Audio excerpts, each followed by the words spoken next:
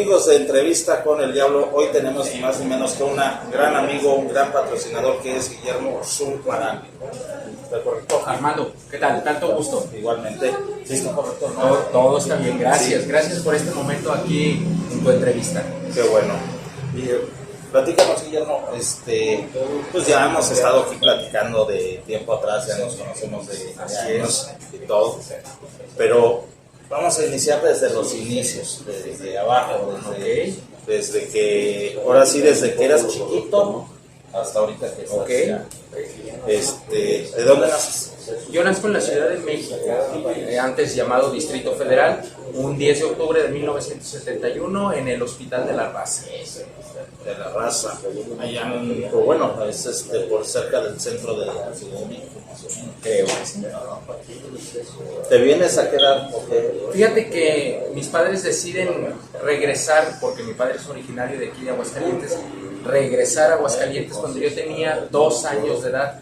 Entonces realmente viví muy poco en la Ciudad de México y realmente una etapa en la que yo no te puedo decir que conocí ni los usos, ni las costumbres, ni nada de la Ciudad de México. Llegué aquí a los 2 años y el resto de mi vida ha sido aquí. Entonces, aunque mi acta de nacimiento claramente dice Distrito Federal, yo soy hidrocálido por convicción. Llegas a Aguascalientes, llegan tus papás, llegas a la edad de 2 años. ¿Sí? ¿Dónde vives? Vivimos en el centro, siempre hemos vivido en la zona centro. Cuando llegamos vivíamos en la calle Juan de Montoro y hoy estamos muy cerquita del templo de San Antonio, ahí por la calle Vázquez del Mercado. Sí.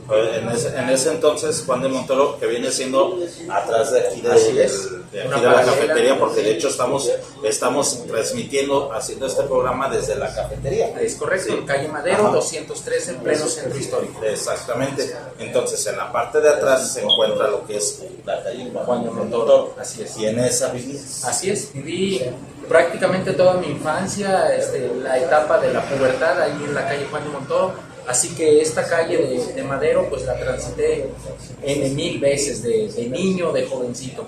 Entonces te tocó ver ese cambio. Antes el Madero era doble sentido. Fíjate que ya no me tocó eso, sí me lo platica mi padre, a él sí le tocó, pero a mí ya no me tocó, o al menos yo no lo recuerdo haberla visto de doble sentido. Pero sí te tocaron, por ejemplo, aquí adelantito está un restaurante.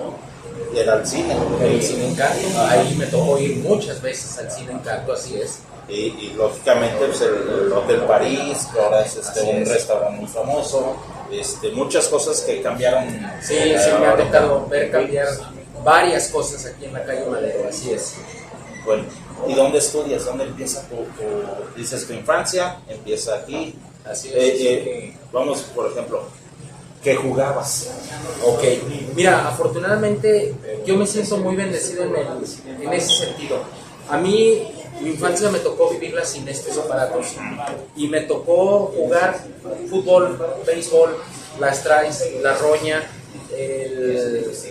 había uno que se llamaba el bote pateado, todo ese tipo de cosas que realmente requerían un desempeño físico y no nada más estar sentado apretando un botoncito. A mí me tocó toda esa etapa donde realmente todo el día corrías, todo el día gastabas energía, y ya un poco más grande me dio mucho por la bicicleta. Fui mucho tiempo de bicicleta.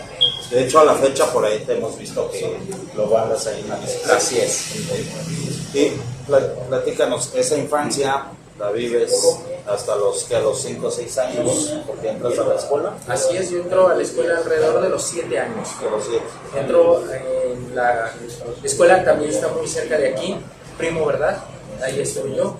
Después hubo un cambio hacia el colegio de Portugal y terminé la primaria en un colegio que se llama Nicolás Bravo, está por el rumbo de la policía. Oye, si esos 3 cambios, ¿por qué se dieron? Bueno, pues sí, era yo un muchachito bastante rebelde. Tanto rebelde. Sí, bastante rebelde. No fue que me corrieran de las escuelas, literalmente, pero pues sí había necesidad de hacer algunos cambios, incluso de institución.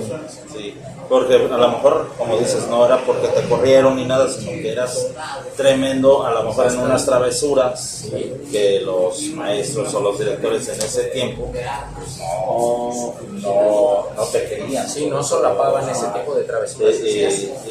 ¿Te acuerdas alguna anécdota de una travesura que hayas hecho durante la escuela? Bueno, me acuerdo de varias, pero así de las importantes fue en el Colegio Portugal.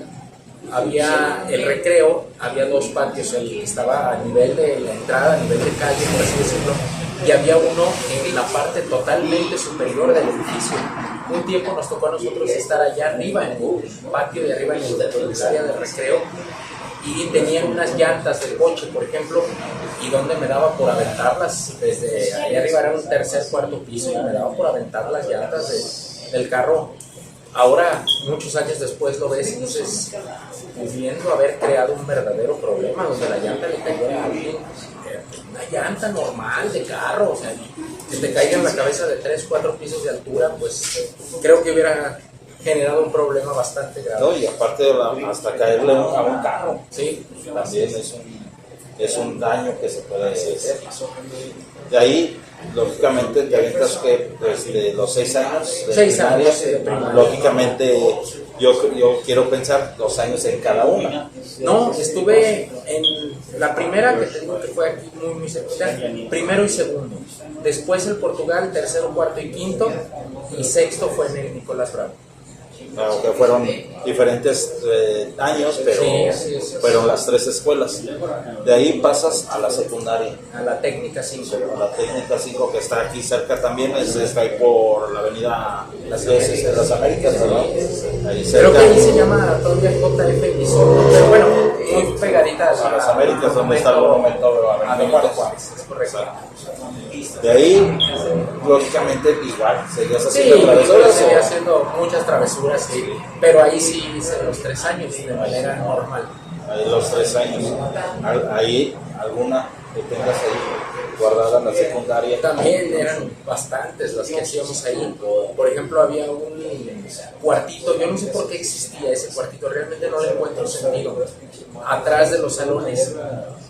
Y ese es pensar que ahí guardaban utensilios de limpieza, pero en realidad no guardaban absolutamente nada. Era un cuartito de tal vez 1,5 metros de alto por 1 metro de, no, medio metro de fondo y como 1 de ancho. Y ahí encerrábamos a los compañeros, incluso les poníamos candado. Llegábamos a las 7 de la mañana, encerrábamos a alguien y hasta la hora de la salida íbamos a sacarlo. ¿Sí? ¿Por qué? No más por travesura, nada más por eso. Oye, si y ahí no tuviste más conflictos ahí por ese tipo de bromas de encerrarlo. Fíjate que no, también yo me siento muy afortunado de la etapa en que viví toda mi infancia, mi juventud, porque era otro tipo de sociedad, creo, la que vivíamos. Por ejemplo, hoy está muy arraigado la cuestión del bullying. No puedes hacer una broma a un compañero porque ya es bullying, porque ya incluso te están demandando. En aquel entonces realmente no eran bromas ni que pusieran en riesgo su salud ni su vida, y todos aguantábamos. O sea, a mí me tocó que me encerraran varias veces en el cuartito y aguantaba, o sea, te encerraban, pues ahí me tocó estar encerrado y ni modo. Y a los compañeros que les tocaban, pues aguantaban ahí el encierro. El encierro, Sí. casi que eran 8 horas. Más o menos, unas 6, 8 horas. Imagínate sin comer, sin nada, Era también como, entre comillas, echarse una pinta. Así es. Porque pues, lógicamente pues, no hacías nada. Nada, ahí estabas encerrado, te sentabas, te digo que a mí me tocó que me encerraran varias veces. Ahí te quedabas sentado a esperar que pasara el tiempo y fueran por ti. Y de ahí hace los 3 años Los de 3 años, normal. de estudios en la secundaria, de ahí para donde te vas lógicamente a la prepa. Así es, de ahí paso a la preparatoria de la universidad, famosamente conocida en ese entonces por Prepa de Petróleos. La prepa de Petróleos que está acá por Convención. Así es. De ahí te avientas que los 3 años. No, ahí sí me aventé 6 años de preparatoria. 6 años. Entré yo en el 87 y vine a terminar en el 93. Y por la misma razón, por andar haciendo relajo de día, de tarde, de noche, a todas horas hacíamos bastante relajo. Oye, y en ese tiempo desde niño que anduviste en la escuela, que anduviste en la secundaria, prepa, lógicamente pues conocemos a tu papá, ¿no? Así es todo. ¿Qué te decía? Fíjate que ya en algún momento de la etapa de la prepa, cuando pues ya habían pasado los 3 años normales para haber egresado. Sí, alguna vez yo le pregunté que por qué, fui yo el que le pregunté, por qué nunca me estaban regañando, por qué nunca había un correctivo fuerte para mí. Y me dijo algo que todavía recuerdo. Me decía, mira, esta situación de ser así, relajientito, tú ya lo traes en la sangre definitivamente. Y ahorita que estás en una etapa escolar, realmente no pasa nada. Si haces una travesura y te corren de la escuela, pues te inscribimos en otra y ya no pasó nada. El problema va a ser si lo haces en un futuro, en una etapa de casado, donde tengas una responsabilidad de un matrimonio, de unos hijos, o hasta en una etapa laboral, ¿no? Donde realmente pongas en riesgo tu estabilidad económica. Entonces, decía, realmente no pasa nada con lo que estás haciendo. Yo te estoy vigilando todo el tiempo, nada más que no pases esos límites. Y adelante, o sea, sigue con tu vida normal como tú la estás haciendo. Imagínate, estar ahí y lógicamente tus papás, no tuve la fortuna de conocer a tu mamá, más adelantito vamos a platicar de todos esos detalles, pero de tu papá sí lo conozco y se ve tranquilo, se ve a la fecha ya a la edad que tiene su papá y lógicamente ya es tranquilo y todo. Pero en esa época yo siento que era igual, ¿no? Era bien tranquilo. Cuando él fue joven también fue de mucha travesura y mucho relajo también, así es. Entonces, lógicamente lo traes de herencia. Lo trae con la sangre, es correcto. De ahí de la prepa, 6 años, porque lógicamente pues, en ese entonces podemos decir el joven Guillermo, o el joven Memo, sí. Se avienta a los 6 años, pues se quiso aventar por las travesuras, por lógicamente conocer buenos amigos, todo, y conocer nuevos compañeros y todo. Sales de ahí y te vas a estudiar a la universidad. A la UA, sí, entro a la UA, a la carrera de Ingeniería en Sistemas Computacionales, y ahí hay un cambio radical en mí. En el momento que dejo yo la preparatoria y entro a la universidad, por convicción propia hay así como que una vuelta total de tortilla y dejo de ser ese chavo tan relajiento y sí me dedico de lleno a los estudios. Para nada, nunca fui un genio, pero mi universidad lo hice en los 5 años normalitos de carrera, bajo un promedio como cualquier otra persona, normal, simple y sencillamente normal, pero sí ya haciendo a un lado toda esa etapa mía de andar siempre en el relajo. En el relajo. ¿Eras buen estudiante? ¿Sacabas buenas calificaciones? Pues te puedo decir que promedio, un estudiante promedio. Así no sacabas que 9, 10. No, andaba por los 8, o sea, promedio, un estudiante promedio. De ahí, lógicamente, ¿qué son? ¿Cuántos años? 5 años. 5 años de carrera. 5 años que cambias, como dices, radicalmente cambias totalmente tu vida, porque lógicamente pues ya eso es algo más serio, más ahí sí eras lógicamente pues a lo mejor podemos decir si salías por ahí con los amigos y todo, pero ya no eras tan relajado, tan de hacer bromas pesadas, de llevarte, de todo. Ahí es cuando sales de ahí, ¿qué dices? ¿Qué carrera? Ingeniería en Sistemas Computacionales. Ingeniería de Sistemas Computacionales. Son los que manejan que la computadora, es correcto, de sistemas. Sí, es una carrera enfocada en realizar los programas de la computadora, no tanto en manejarlos, sino en realizar los programas para la gente pueda utilizarlos. Entonces podemos decir que entre eso puedes haber sido el creador del C, del Word, así es, o sea, estamos capacitados para eso. Y sales de ahí, ¿y qué sigue para allá? Sí, una vez que salgo, me caso y tengo 2 niños, de los cuales estoy bastante orgulloso de ellos 2. Ellos viven conmigo en la actualidad y bueno, ya empiezo mi vida laboral, a hacerme cargo pues ya de mi propia manutención como de la familia que acabo de formar, te digo, de mis 2 niños. Lógicamente pues, empiezas a trabajar en tu carrera. Sí, trabajé en mi carrera en la Dirección General de Catastro, ahí fue mi primer trabajo y como cualquier otra persona yo entré como un subordinado del subordinado del subordinado. O sea, cualquier persona entra a un nuevo empleo y bueno, poco a poco logré ir escalando peldaños dentro de la propia dirección. Eras el que decían por ahí el que traía la CB, ¿no? Así es. Por la boca, Era el por la técnico boca. IBM a traer esto, IBM a traer lo otro, como cualquier persona. ¿Y de ahí cuántos años te avientas? Ahí estuve trabajando en catastro alrededor de 3 años. De 3 años. 3 años. Y lógicamente, pues, por parte del gobierno, pues, tienes muchas facilidades de hacer cosas. Así es. Sí. Ahí los 3 años te avientas y de ahí, ¿qué sigue? ¿Qué sigue para el izquierdo? Fíjate que después de esos 3 años es cuando realmente este negocio del Café San Marcos, en ese lapso me empieza a llamar más la atención. ¿Por qué te digo más? Yo soy el nieto mayor de Juan José Sumarán, fundador de Café San Marcos.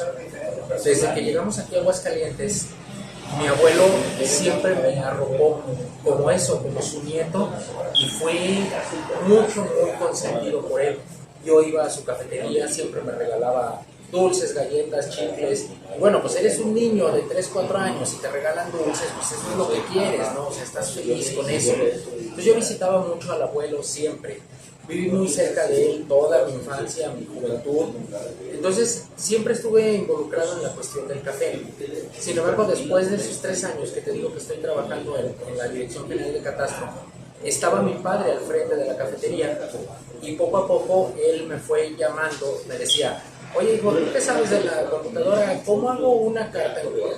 ¿O cómo hago este ejercicio en Excel? ¿O cómo, por ejemplo, si utilizamos mucho los fax todavía? ¿Cómo mando un fax? Primero tengo que redactar la carta, luego ¿cómo la pongo aquí en el fax? Entonces ya visitaba yo más la cafetería, pero ya no como el niño al que le regalaban los dulces, sino ya un poquito más como laboral la situación. Ahí fue cuando la cafetería me fue diciendo: ven. Y ya también lo traes en la sangre, porque toda tu infancia lo viviste, y poco a poco te empiezas a involucrar ya en cuestiones administrativas. Entonces fue la cafetería diciéndome que... Sí, porque lógicamente también es un negocio familiar que automáticamente dices, bueno, ya viví los 3 años de mi carrera, de mi trabajo, sí, ya, o sea, termina esa oportunidad, pues lógicamente hay que aprovechar el negocio familiar. Así es. Sí. ¿Cómo nace, por ejemplo, el Café San Marcos? A mí la verdad